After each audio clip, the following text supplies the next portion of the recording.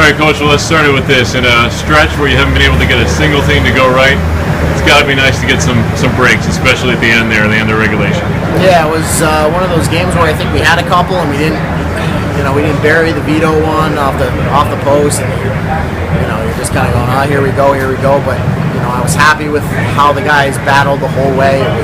It was an ugly win, and hopefully we needed an ugly win to turn the tide, and I'm hoping that we can roll from now on. So it was nice that we kept battling back and got at least a point, which in the third period I think we deserved to at least get one. Alex played really well, and we just wasn't going our way. So I'm hoping that that bounces will come our way. We've worked hard enough to find a way to win tonight, and hopefully we'll continue that the next two games. Springfield seemed like they were blocking a lot of shots, and I'm sure that was a discouraging thing for you guys, but you stuck with it, and just a perfect example, the tying goal is just a point shot through traffic.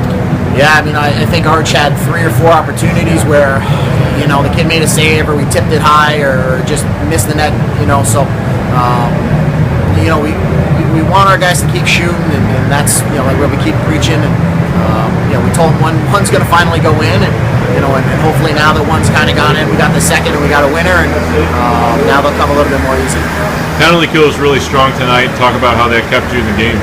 Yeah, obviously there's a lot of penalties that and that it is what it is. But I thought our PK was really good. We limited him to some outside shots, a couple of saves, but a couple of shots that Alex needed to make some saves on, and that's what you count on your goaltender to do. So too many penalties, but unfortunately that's how it is right now, and then we just have to battle through it. And I thought we did a really good job. We haven't had a chance to talk about Austin Romzik lately, but tonight he was really good. He drew 2 penalties on his own, and he's been pretty good for the last 3 games now, hasn't he? Yeah, that line seems like it's clicking, and Austin. We had a conversation with Austin a week ago before the Sioux game. Things taken it to heart. And, he's been one of our best forwards, and one of the things that I like that he's pushing back. And he's fighting for more ice time, and he got it on the power play, and he'll get continue to get some more now, as long as the guys continue to play. That's one of our philosophies is you play well, you're going to get rewarded, and I thought he was one of the best forwards on the ice. And lastly, how important is it that the vets are the ones doing this, especially tonight? Arch gets the tying goal, and then Fernandez gets the winner. It's only the second of the year for both of those guys, and you need them going forward, without question. Yeah. We need our vets to start carrying the load a little bit more. Taylor's been getting better, and Arch has been getting closer, and so it's nice to see those guys get on board. It'd definitely be nice to get some guys on a roll now, and put some good numbers up. Obviously, I think that'll take away the pressure of making our goalie make some saves. Obviously, 30-something shots is too many, and we still are working on that. But when you got 2 good goalies like we do, sometimes the guys think it's okay that they can cheat a little bit, and they know they've got a goalie back there that can make the save. So it's a bonus and a curse at the same time. 3-1 loss to Janesville tonight. Start you were looking for, probably. Scored 12 seconds into the game, and Taylor Fernandez seems to have some confidence now after the overtime winner yesterday. Yeah, I thought our start was really good. Our first period was really good, and we just pissed away 2 points. Unfortunately, we played really bad in the second and the third, and in the last 5 minutes we got back to playing the way we wanted to, north-south. But otherwise, it's disappointing that we keep reverting back to playing a game in a style that we don't want to play, and until our guys figure it out, which may take a day, may take to the end of the year.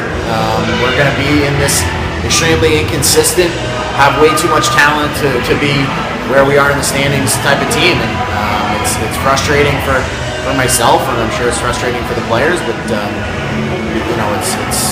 we can't do anything about it. We tell them what we want to do, and we're just not executing. Turning point seemed to be that penalty shot.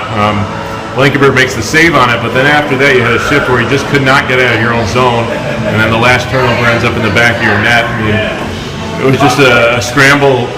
The team seemed to panic, run around in their own end, and what exactly happened on that play for what you saw?